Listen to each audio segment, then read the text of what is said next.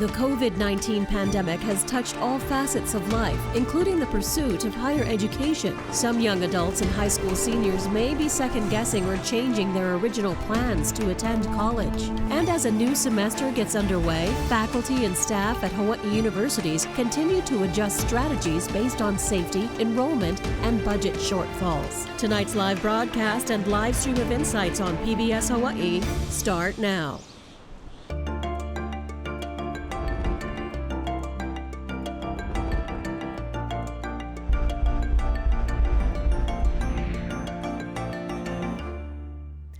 Aloha and welcome to Insights on PBS Hawaii. I'm Laura Yamada.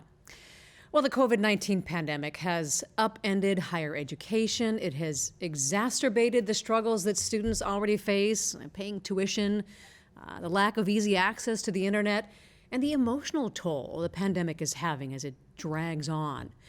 Meanwhile, universities and community colleges across the country have been grappling with that switch to the online instruction, the loss of revenue, and prepping for an uncertain future. Our panel tonight includes two presidents of Hawaiʻi universities, as well as a high school senior and a counselor. We look forward to your participation in tonight's show. You can email, call, or tweet your questions, and you'll find a live stream of this program at pbshawaii.org and the PBS Hawaii Facebook page. All right, now to our guests who are appearing via the internet. David Lassner is the president of the University of Hawaii Public 10 campus system that includes the universities in Manoa, Oahu, and Hilo, as well as 7 community colleges across the state. Mr. Lassner has been serving in this role for 7 years now. Dr. Lynn Babington is the president of Chaminade University of Honolulu. The private institution has just over 1,000 undergraduate students. Now, before taking this leadership role in academia, Dr. Babington worked in healthcare as a CEO of Health Services Partnership in Massachusetts. Travis Nakayama is the college and career counselor at Konawaena High School on Hawaii Island, joining the faculty in 2019. Prior to that, he was a social studies teacher at Konawaena Middle School and a school counselor at Ho'okena Elementary. And Jaden Zane is a senior at Maui High School. Now, she's looking to attend a 4-year university, majoring in biomedical engineering and eventually going to medical school. So thank you so much, all of you, for joining us online. We're going to get to everyone, but let's start with you, Mr. Lassner. Let's talk about the semester that's happening right now, starting at the University of Hawaii system this week. A lot of it online. What is your feeling now? Do you feel that students and faculty, that they're more comfortable now? What's your sense as we roll into this next session? I think there's no question that they're more comfortable now. The last spring, when we had to quickly pivot online, for most universities, including ours, after spring break, it was extremely rushed. A lot of people didn't know how to use Zoom. Now we're experts. But by the time we got to fall, we had spent a lot of time over the summer preparing our faculty to teach online. They invested an incredible amount of effort to prepare themselves. And now by spring, we're pretty much getting to be veterans at it. We're not happy that we're not all together in person, but I think it's going pretty well. How are the students doing? Do you feel they're adapting pretty well? They're doing well. We watched the numbers. We had our graduation rate was quite high, meaning we didn't lose students last spring.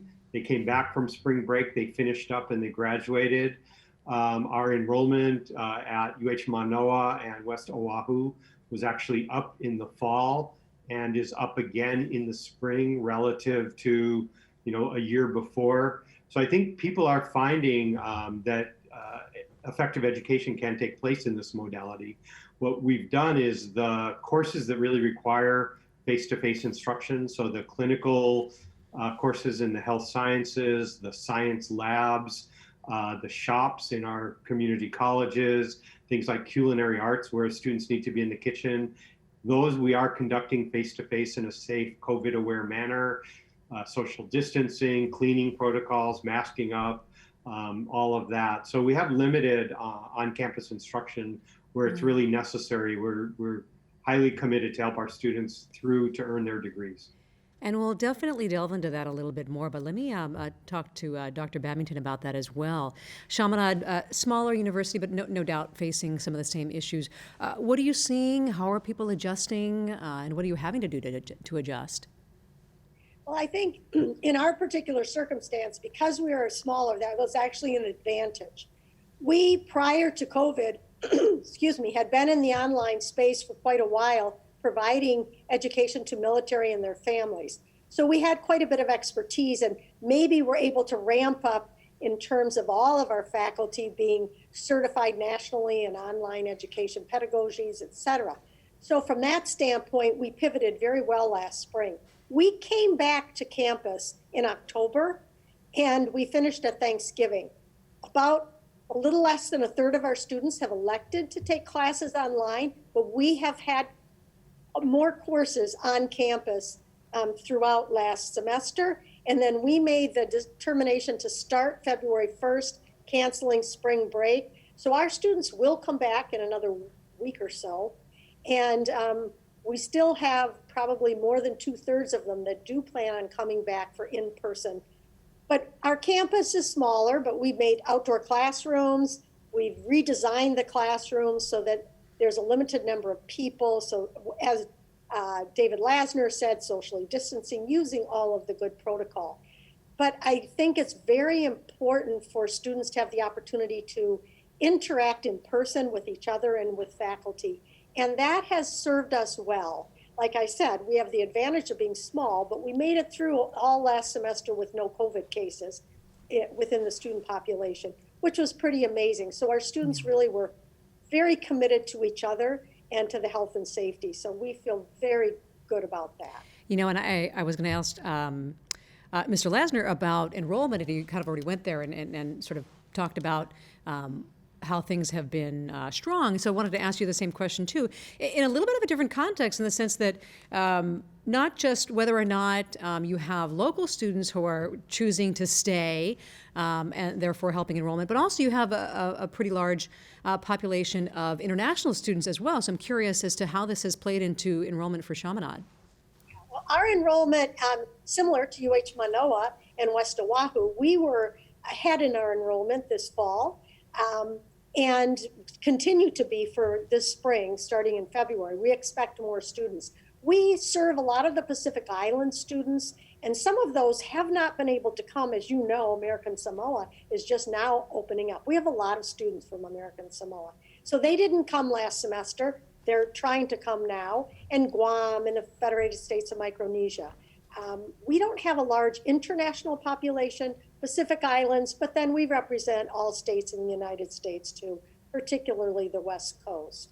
And we're also finding that we've had transfer students come to us because, for instance, as Zane will probably talk about, as a freshman to start online is really difficult. So just as UH Manoa has had more students from Hawaii deciding to stay home in Hawaii, we've experienced the same thing. And that is one of the questions that I want to get to our other guests in just a minute, but I did want to touch on that access, that internet access, because, you know, as we've been talking across the country about the access based on your environment and based on your current living situations and the family situation, there's that inequity or fear of inequity, depending on what what the situation is. What are you seeing? How big of a concern is that at this point? It's going to create divides in different ways, depending on what students are dealing with and their families.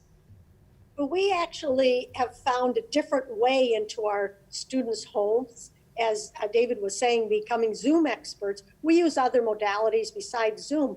But we recognize that many of our local Hawaii students were the primary educators for their brothers and sisters. So they're at home trying to take their own classes online and being responsible for their brothers and sisters, and often sharing devices. So we used a lot of our CARES Act funding to provide devices to those students so that they had adequate laptops, basically, so that members of the family had adequate resources to be able to conduct education throughout the whole family. You know, and Mr. Lassner, I would think that it would be a little bit more difficult for a larger entity such as the University of Hawaii system.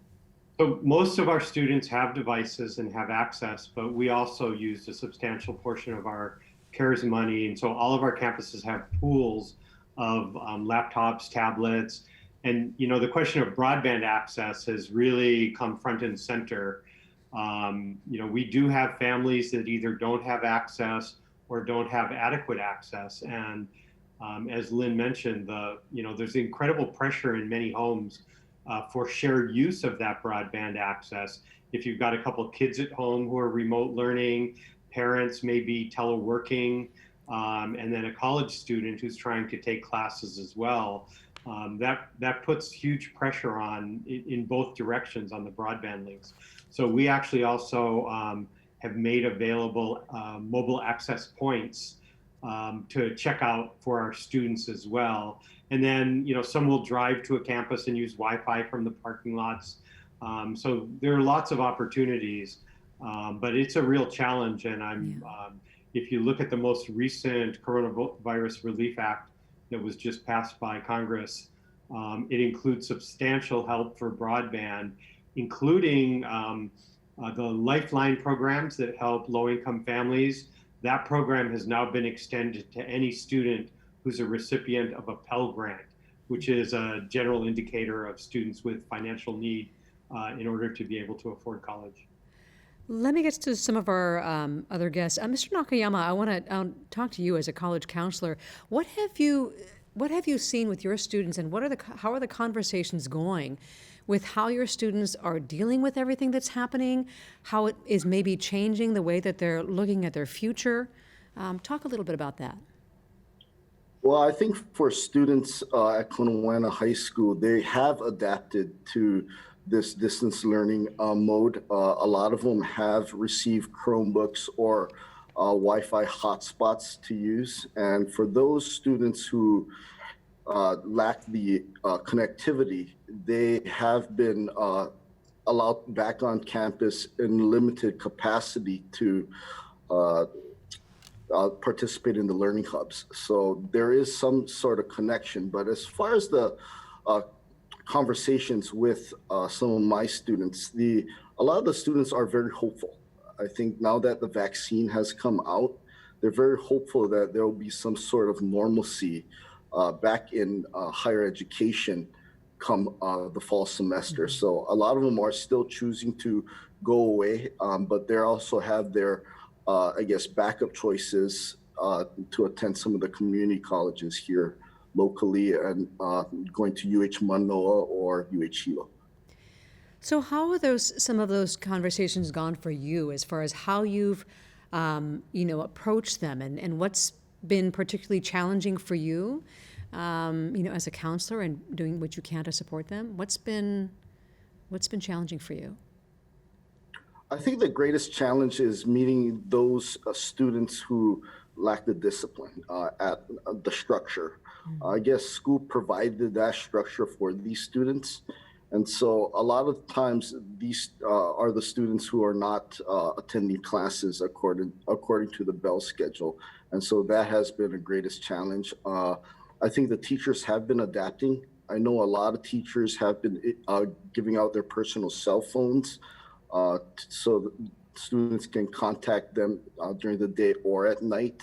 I know a lot of teachers have office hours during the regular school day, but they also have office hours at night while they're at home, just to be flexible to meet student needs. Wow, yeah, that's a really good point. You know, that what that experience being there physically provides on so many different levels for students. And we're going to get to that with all of you in just a little bit, but I want to get to Jaden.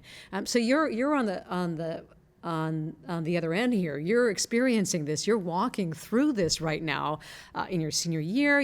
I would imagine you've missed out on a lot of the traditional things this past year, prom, football games, whatever. I mean, how are you doing with all of this? How is this feeling for you? I guess initially when I heard everything, I really did not know how to react. And kind of experiencing everything, I remember I had this period where I was mourning. Like you said, I missed out on opportunities such as prom. We had senior ball, and of course, I'm a cheerleader, so I got to miss out on senior year cheering for a football team. But at the same time, it just comes down to adapting and just still making use of all the opportunities you have, although they may be from a smaller pool. It's just making sure you make use, no matter what the situation is. So I can tell that you definitely have some great tools to be able to adapt. But I'm thinking about, some of your friends in your circles who may have had a more difficult time. What have those conversations been like for you with some of your friends and who again are having a little bit more of a difficult time? And what have you said and what have you learned from those conversations? Yeah, it's very hard for some of my friends. Our school also offers Chromebooks and the supplies they need, but of course, at home, students juggle personal duties that they need to uphold. One of my friends actually has to take care of their younger siblings while in class, and of course, for me, I also have a younger sister, and since we're all on the Wi-Fi, sometimes it can get a bit rocky having to, like, for example, I was taking a test today and I had to pull up a few docs and it was taking forever to load. But that's just something you can't control, and it's something you just got to adapt to. Otherwise, adapting to this whole online setting, kind of like what Mr. Nakayama was saying, some students or some of my friends had trouble adapting to the schedule, waking up on time, paying attention. That was also something I struggled with. And just since I have so much time now with now that extracurriculars have kind of settled a bit, they're not as rigorous as they were previously. It's how do you manage that time? How do you study in this new academic setting? So there's just so much things that me and my peers had to adapt to this year. And I think what you're talking about, Jaden, is so important for everybody else in this virtual room to hear, because this is the reality of your world right now, and trying to adapt learning today for it to be effective for students like you and for it to really work in this world. Let's talk a little bit about sort of your plans moving forward. Are you, because of everything that's changed, maybe, or just because of your plans, what you had beforehand? Are you planning to stay here in Hawaii? Are you looking elsewhere, or and how's that thought process going? For me personally, before everything kind of happened, I really wanted to go to a college on the mainland, and still I'm pushing for that kind of setting. But at the same time, I also applied to a wide range of colleges, some colleges here in Hawaii. But it's definitely hard trying to figure out what colleges to apply to, only because of, all that's been happening with colleges, kind of like what you mentioned earlier with the rising of tuition, how colleges are handling the situation, and all that type of stuff. It just really brings so many questions of the college setting. So I don't necessarily know where I'm going to end up, but that's kind of where I am right now. And that's fair and that's honest, and that's what needs to be part of the conversation. So we're so glad you're here. And I wanted to kind of jump ahead with some other questions, because you raise an important point about tuition that I think is, no doubt, it's obviously an ongoing conversation, but in the context of what that tuition represents and what you're paying for. And I think to you, Mr. Lassner, and to both of you, when you think of the amount that you're paying for tuition, you're not only paying for the education itself, but you're paying for the college experience. And when the college experience has changed the way that it has, and you're not getting some of those things that make the college experience so special, how has that changed the conversation on what tuition should be? Mm-hmm. Yeah, I've definitely seen, I do see the other side where colleges are kind of, they need those funds, but at the same time, financially, I want to be able to attend a college that will not, where I won't have to be dragged down by student debt. And especially if I am attending online, it's a bit hard. I want to be able to experience all college has to offer for my academic growth. I want to be there with professors, surrounded by faculty that could aid me during my college experience. And not only that, but there's also collaborating with new diverse communities that offer differing perspectives. Of course, there's hands-on courses, laboratories. Me personally, I want to pursue research when I go into college, and I feel like being online, it just kind of blocks that dream of mine. Mr. Lassner, your thoughts? It's a national, there's a national discussion around, or tension, I'd say, around our students and, getting what they're paying for. And, you've laid out, the sense that students maybe aren't getting everything. What I'd say from pretty much every college's perspective is that costs haven't gone down, they've gone up. We're making incredible sets of arrangements to educate students effectively and ensuring they stay on their pathways, providing additional assistance through this COVID period. And even in a totally online environment, about all that goes down might be, if you can close an entire building, you might save some electricity money and custodial costs or something. So that's where the tension is. For us, we have held our tuition flat. I think this is our third straight year, and we've been pretty committed to not surprising students with tuition increases. And we expect to hold the line, and we've been pretty public to say there's the way out of any financial crisis is not by raising tuition. It's having to do other kinds of things. But what we have done is that in cases where we have specific fees for activities or programs that cannot be delivered, we've backed off and or refunded those fees. So that's the approach we've taken. And also to you, Dr. Babington, same question, but I also want to kind of tag on to that because this is related. This is a question from one of our viewers, Anna and Makiki. She says, has the pandemic forced schools to adjust the courses being offered? So, thinking about that cost of tuition and how you move forward in this new environment. What are your thoughts to that, and also to Anna's question about adjusting, whether it be courses or in other ways? I'll answer both questions. We did not alter the courses we were offering. We've offered every single course last semester and this semester that were on the books.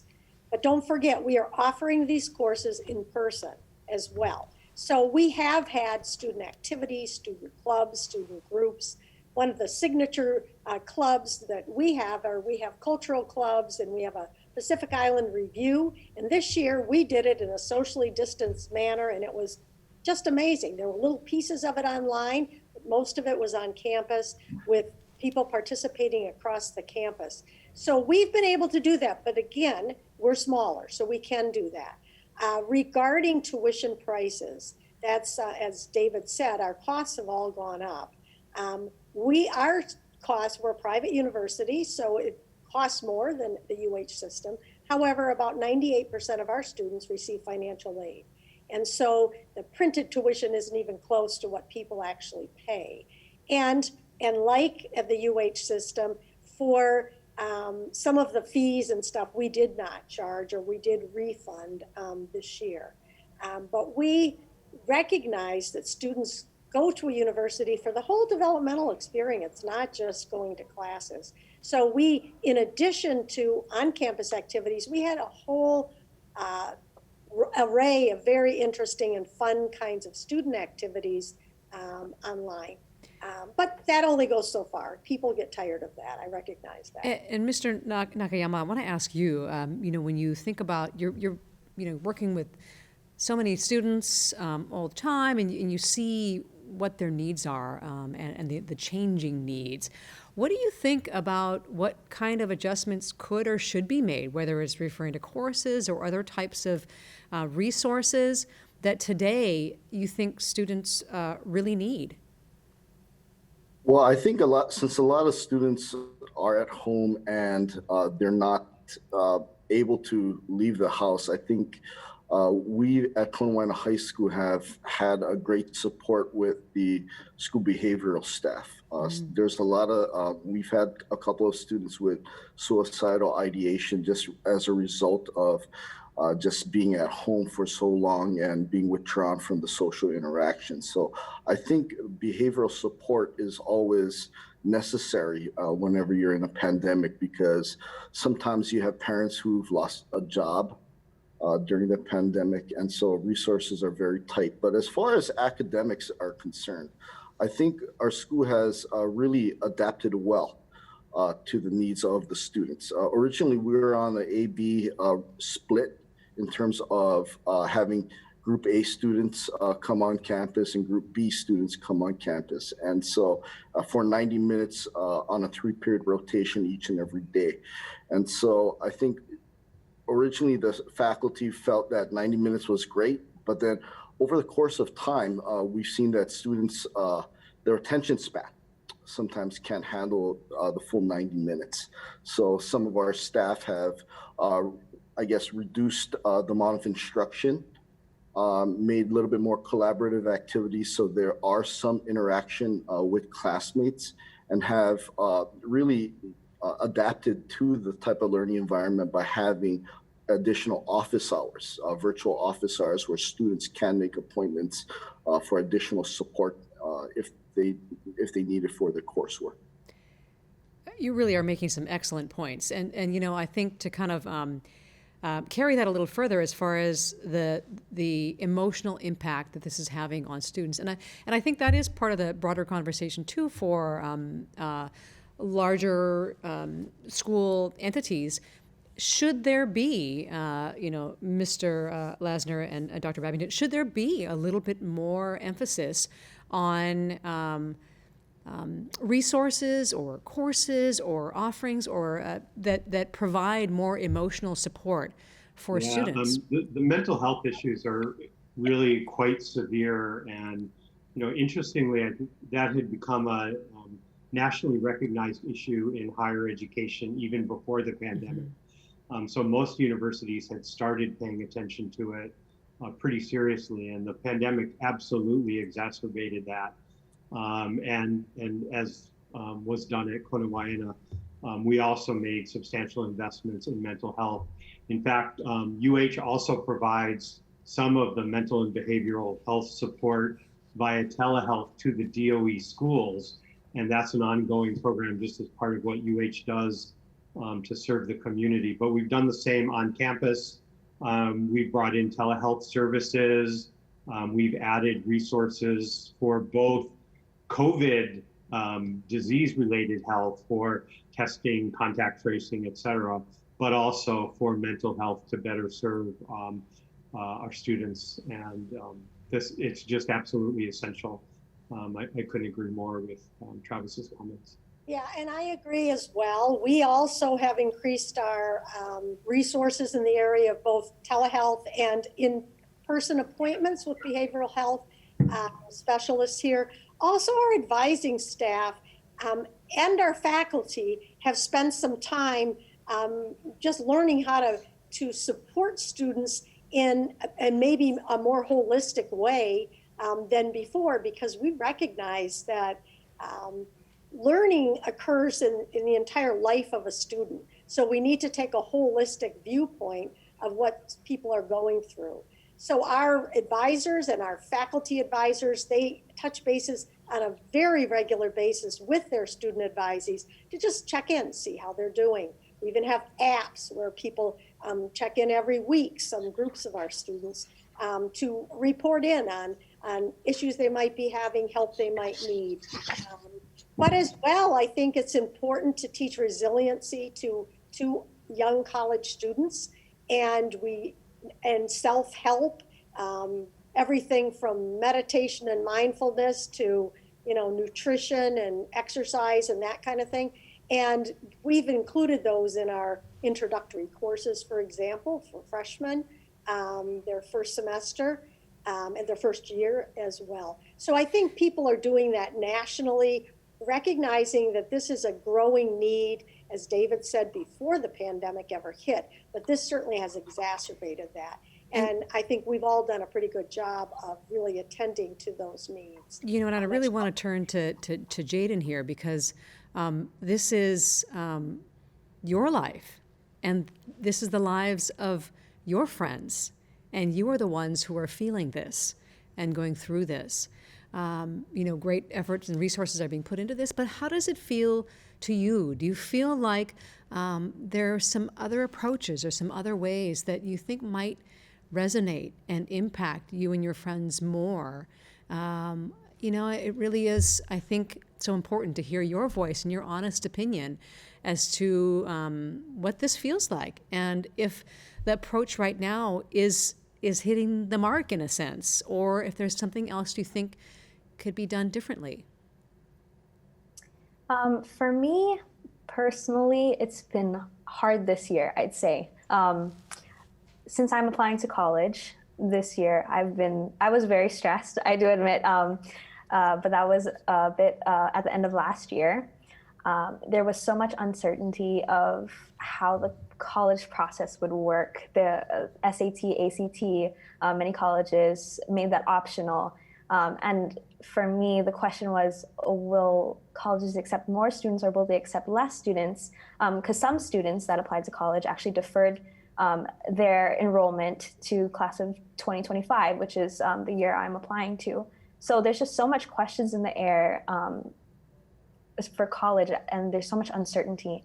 And for me, it used to be so easy to just walk in and see my counselor, but now it's just a bit more difficult. Even just talking with teachers, usually I strive to create relationships with them, but it's very hard in this academic setting. I mean, the new academic setting, I guess. It's really difficult. Are there a few things that have stood out to you that you've thought to yourself, if they could maybe just change this, or if they just made this part of the application process easier, or if they maybe dropped this fee? Are there things like that that have stood out to you that in small or maybe a big way would help as well? Mm-hmm. Yeah, so for me, high school wise, I really do wish we got to know our counselors a little bit more. This year we introduced a few more counselors, some that many have not seen before. I can imagine the upcoming freshmen, they don't really know how these resources work. So I really wish we were able to connect in some way. Many are afraid to reach out, so maybe if they could kind of hey, it's okay. You can totally, or this is how to reach out to us, that type of thing. It's because there's so much up in the air this year, and for many students, they don't know how to do that type of thing. College-wise, I really wish they dropped their college app fees, only because it adds up and it's expensive. And of course, with the uncertainty this year, it's just so difficult to render how much colleges to apply to. You should apply to a wide variety, that type of thing. It's just so crazy. I see everybody listening intently, and Mr. Nakayama, Jaden had mentioned about more of a connection with counselors. Obviously, you're doing a lot yourself. What stands out to you? What else do you think within your colleagues might help too, as far as helping to make more of those connections that she's talking about, or help your colleagues reach students more? Well, I think definitely more time in the day if we had a lot of time to work with our students. But I think the staff realizes that. Teachers around the state, I know they realize that more time is needed to adequately reach out to these kids. And therefore, I think that's why they have implemented at-home type of office hours during off-hour times. And so they have been doing that. I think it has been a success. I think there are some students that lack the connectivity as well as the discipline. So there's some different types of approaches we have been doing, such as home visits. Sometimes we even make phone calls at night just to reach out to these students. So I think the resources are there. We've just had to be a little bit more creative and flexible to do it. Okay, let's pivot a little bit. Let's talk about sports. Mr. Lassner, I think a major announcement came out, maybe a few weeks ago, about UH football games being held on the Manoa campus. So instead of Aloha Stadium. So realistically, is there the funding there to do that? Logistics there to do that? to be able to make that conversion? Yeah, we're pretty serious about, well, we don't really have much choice. So the Aloha Stadium folks told us that they would not be able to safely allow fans during the 2021 football season. So we've assessed that we're quite confident we can play on the Clarence T.C. Ching Field. We're very grateful for their support in helping us build a field house adjacent to that field. And we are going to need to add some stands. We're going to need to do some renovation. We had new turf coming in already. We're going to need a scoreboard. We actually think it's possible we'll be able to move the scoreboard over from Aloha Stadium. So we're quite serious. And, you know, it's been interesting because there's a lot of enthusiasm for it. The idea of actually playing on campus, you know, and being very accessible to our students and faculty, there'll be much less capacity, but we haven't been selling out Aloha Stadium, so it's going to be hard to get tickets, which is not a bad thing for a while we wait for the new stadium to come up. We also think there's some opportunities for some great promotions as well. You know, if we have a great scoreboard, we could show movies on the field as well. So we're going to try and have some fun with this and really create a great experience for our players, coaches, and the campus. And yeah. So let's talk a little bit about. We're making lemonade out of our lemons. There you go.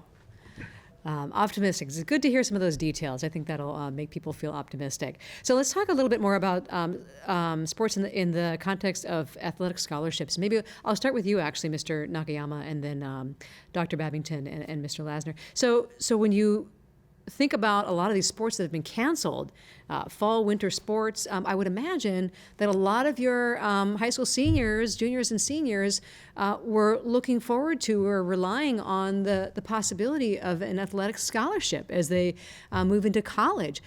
What's been happening? Have you seen that be a problem? How has that been going? A lot of the kids are devastated. A lot of Konawaena is a fairly big sports school. Our basketball program our girls basketball program's excellent. They're perennial state contenders.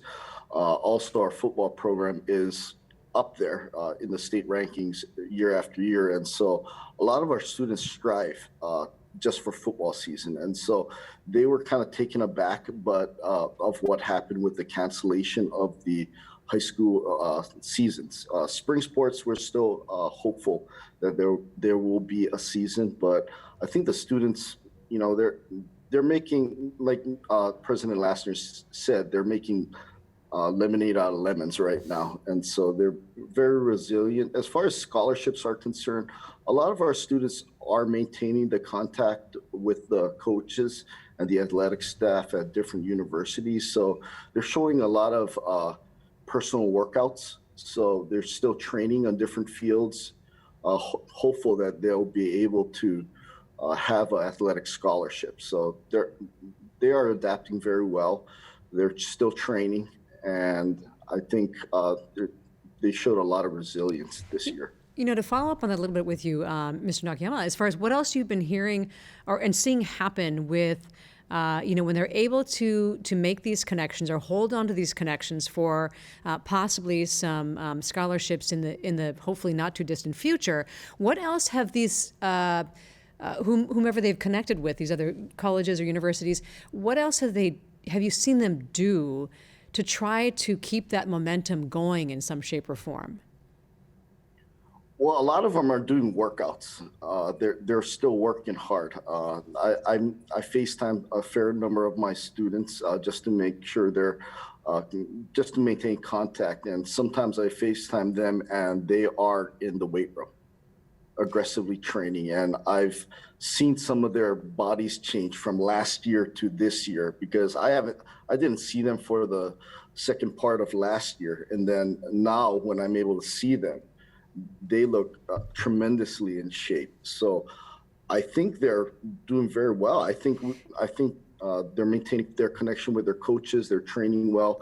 Sometimes some of their coaches at the high school level are really giving them some critique on what to do. to hopefully, prepare for their careers after high school.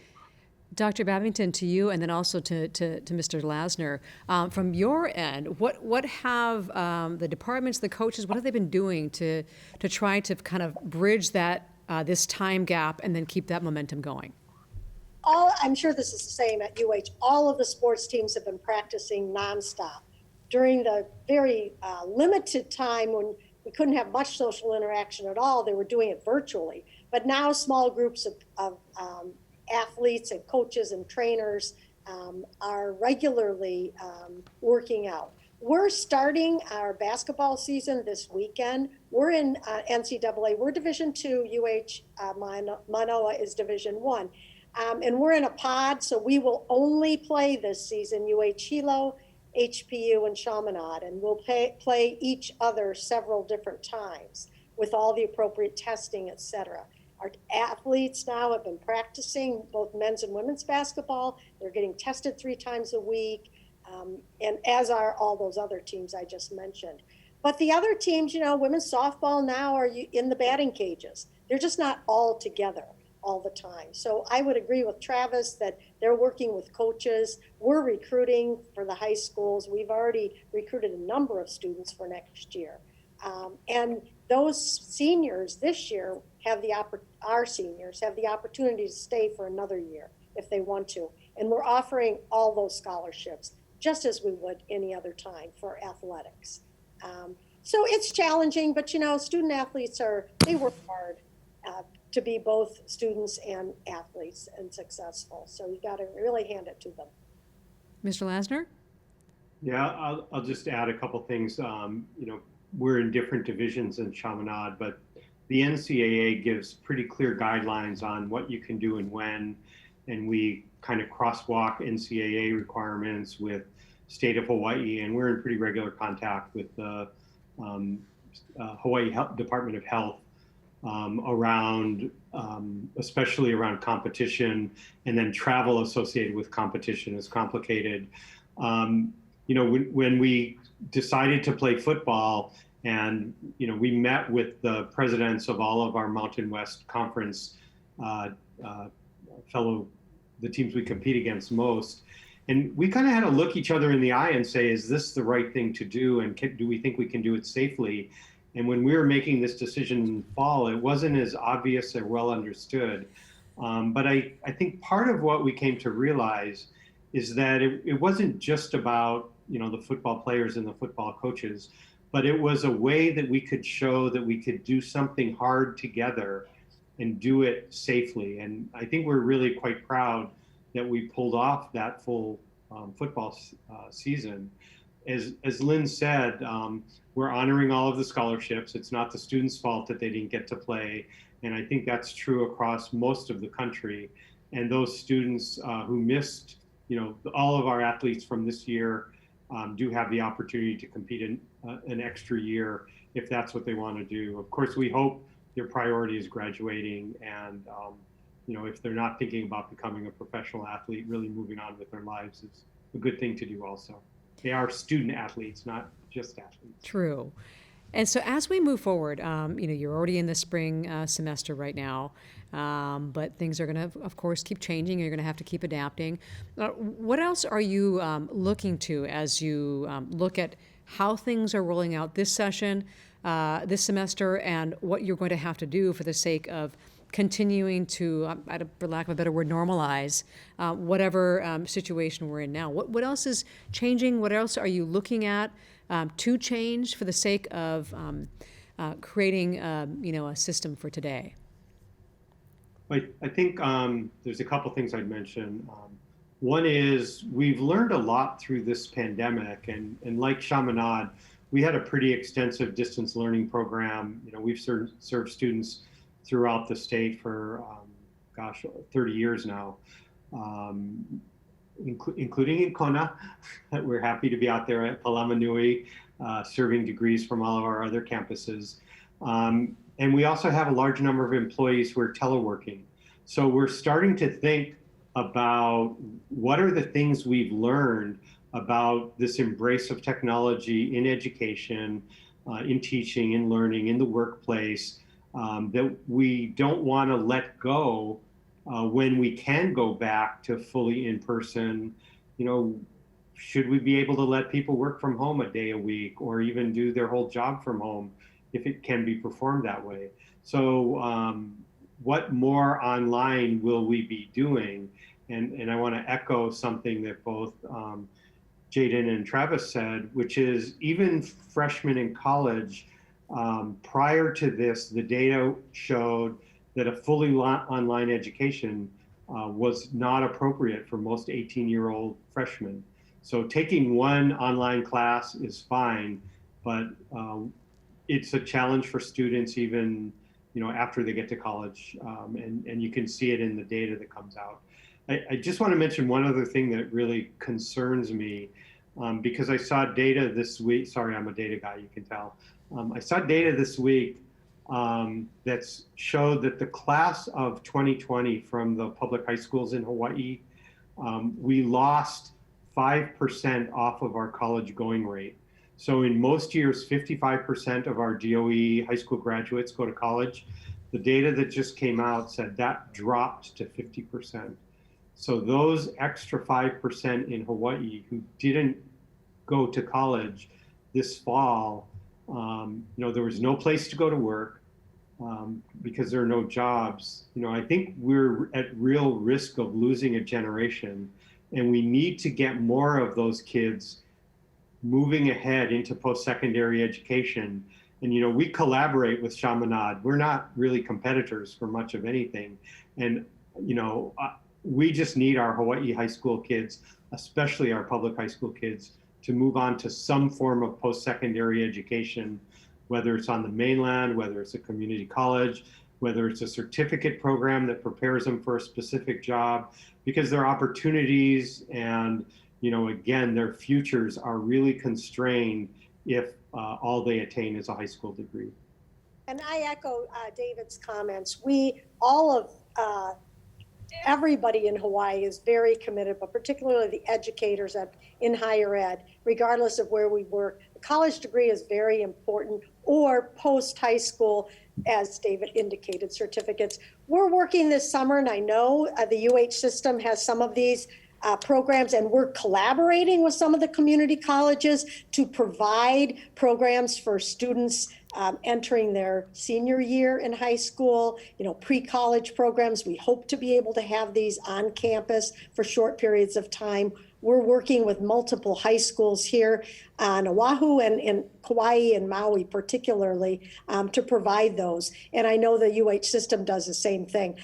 Students have to realize and have an experience of what it feels like to go to college before they get there, particularly now when they've spent the last year and a half online, or year, I should say, online. But another point I wanted to make to just emphasize what David said, we have learned a lot in terms of educating. There are some wonderful collaborative tools that you can use online that you could use in an in-person classroom. And I think we've all learned as educators that there's a lot of creative ways that people can work together and feel connected, even in the classroom using technology.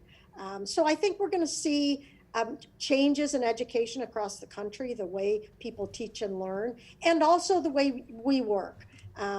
We all know lots of people that have been at home working and they work just fine, depending on what kind of job you do. So we all have to be a little more flexible in thinking about what does it mean really to go to work. We feel very hopeful for the future. I'm particularly, concerned about the seniors in high school in our DOE schools now, but you please share with your fellow students that we are here to help you. We depend on your success to make Hawaii continue to grow and be a great place to live and work. And Mr. Nakayama, to you, the conversations that you've had with your students, what have they shared with you when you've asked them, what do you need to stay in school, to be motivated, to continue to higher education? What have they told you about what they need to be able to do that? I think a lot of the concern has been really in terms of funding, just tuition.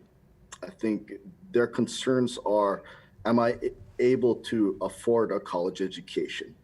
And I think going off of what Jaden said, as well as President Lassner, a lot of the students have been taking advantage of the Fast Pass initiative, which offers application fees being waived to UH Manoa, UH Hilo, UH West Oahu, as well as some of the community colleges around the state. So a lot of students have been taking advantage of that opportunity to offset some of the college costs.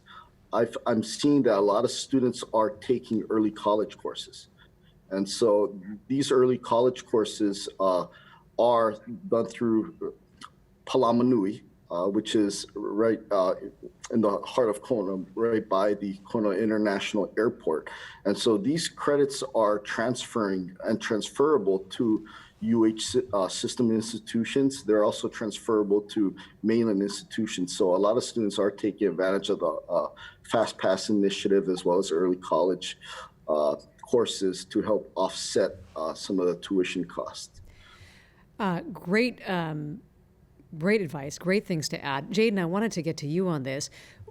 What do you feel like is going to make you comfortable when you think about, I mean, you are already on this track pursuing higher education, but when you think about actually that happening and you making that move and you find your choice, what do you need that's going to make you feel not only good about that experience, but also feel safe and comfortable when you look forward to that time? So for me, I feel like it's definitely support, not only in the form of the people I meet, my peers, but also in the staff and faculty. It's just something that I think will really shape my experience there too. Especially since, I guess, adjusting to college in itself is a whole new step. Although there is uncertainty on how college will be, it's a matter of fact of how I will adjust to that whole college experience. This is a completely new realm I'm going to be venturing through, and it's really pulling up into question on how I will make that experience.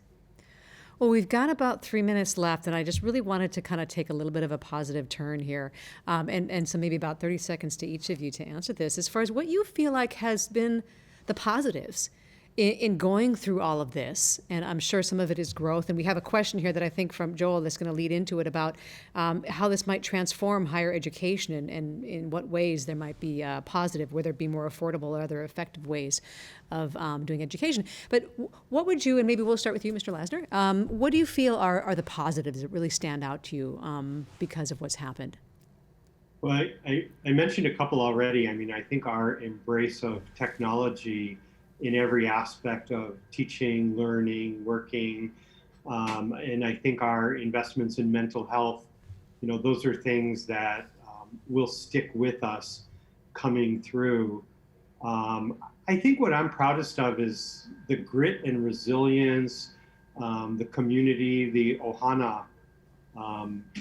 This was not an easy year to get through by any means. 2020, everyone makes jokes about 2020, but, succeeding and taking our students through last spring, growing our class in the fall, keeping our class through the fall and into this spring, we've already started.